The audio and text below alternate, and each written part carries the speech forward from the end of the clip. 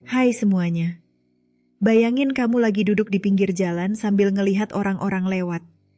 Ada yang naik mobil mewah, ada yang naik motor butut, ada yang jalan kaki bawa dagangan. Dunia ini punya kelas-kelasnya sendiri.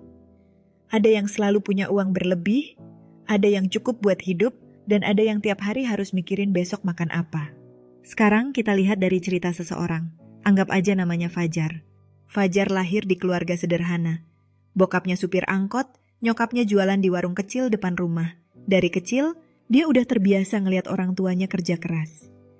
Jam 5 pagi, bokapnya udah narik angkot, nyokapnya udah siap-siap buka warung. Tapi walaupun kerja keras, uang di rumah selalu pas-pasan. Kadang malah kurang. Setiap kali dapat duit lebih, nyokapnya langsung beli barang yang udah lama diincar. Mumpung ada uang, katanya. Pas lebaran, mereka selalu beli baju baru, meskipun setelahnya harus ngutang buat bayar listrik. Dari kecil, Fajar belajar bahwa uang itu sesuatu yang datang dan pergi dengan cepat. Begitu dapat langsung habis. Gaji bokapnya tiap bulan cuma cukup buat bayar kebutuhan sehari-hari. Nabung nggak kepikiran. Investasi apalagi. Yang penting cukup buat hari ini. Urusan besok nanti dipikirin. Dan tanpa sadar, Fajar tumbuh dengan pola pikir yang sama. Begitu lulus sekolah, dia kerja di pabrik. Gajinya nggak besar, tapi cukup buat makan dan jajan sedikit. Awalnya dia mikir bakal nabung. Tapi tiap kali gajian, ada aja pengeluaran dadakan. Teman ngajak nongkrong. HP rusak, motor butuh servis. Adiknya minta uang sekolah, habis. Selalu habis. Tiap kali gajian, dia seneng. Sehari 2 hari, dompetnya penuh. Tapi di minggu ketiga, dia mulai panik. Duit makin tipis. Akhirnya, dia mulai minjem sana-sini.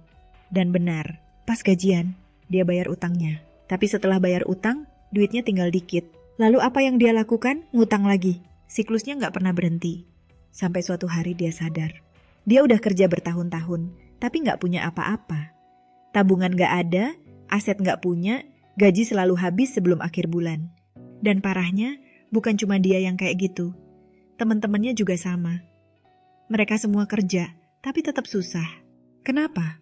Karena mereka semua terjebak dalam rantai kemiskinan. Kenapa banyak orang terjebak di rantai kemiskinan? Rantai kemiskinan itu bukan cuma soal gaji yang kecil atau kerja keras yang kurang. Ada banyak faktor yang bikin seseorang tetap miskin, meskipun udah kerja mati-matian. Faktor pertama adalah mindset yang penting cukup buat hari ini. Salah satu hal utama yang bikin seseorang tetap miskin adalah pola pikir jangka pendek. Dari kecil, kita diajarin buat hidup hari ini tanpa mikirin masa depan. Gaji datang, langsung dipakai buat kebutuhan sehari-hari.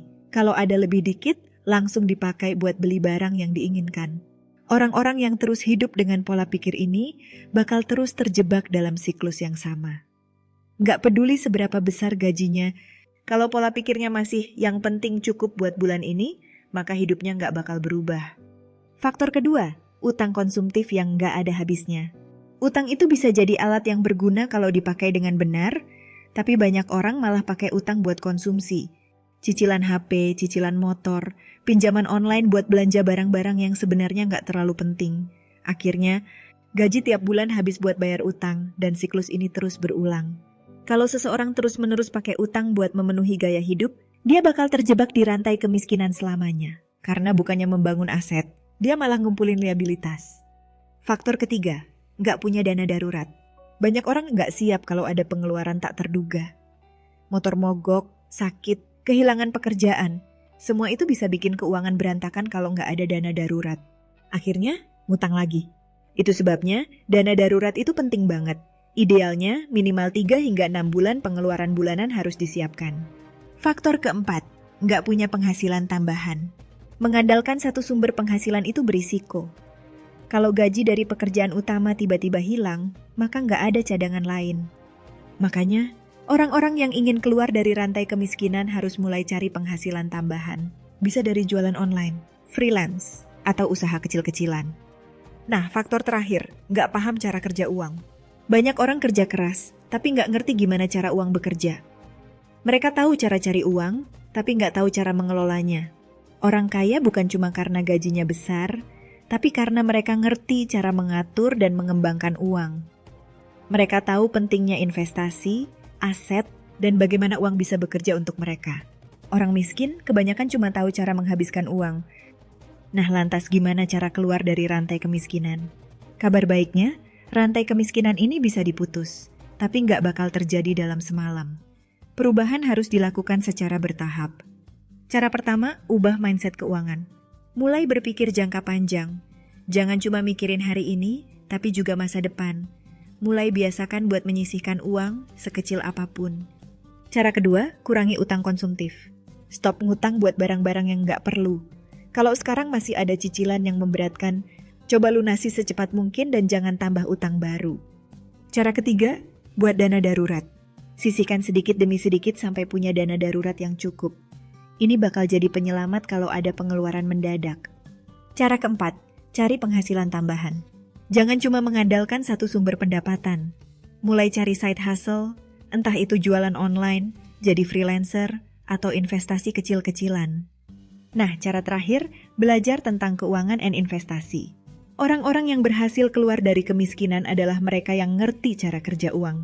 Mulai belajar tentang investasi, cara mengelola uang, dan bagaimana membangun aset. Sekarang pertanyaannya, kamu ada di posisi Fajar yang lama atau Fajar yang baru? Kalau kamu masih ngerasa hidupmu muter di siklus yang sama, gaji habis sebelum akhir bulan, selalu kepepet, selalu nunggu gajian buat bisa hidup lagi, mungkin udah waktunya buat berubah. Rantai kemiskinan itu bukan sesuatu yang nggak bisa diputus. Tapi buat bisa lepas, kita harus sadar dulu bahwa kita terjebak di dalamnya. Dan setelah sadar, kita punya dua pilihan, tetap di dalamnya atau mulai bergerak keluar. Nah, itu aja pembahasan kita hari ini. Semoga bermanfaat. See you di next video.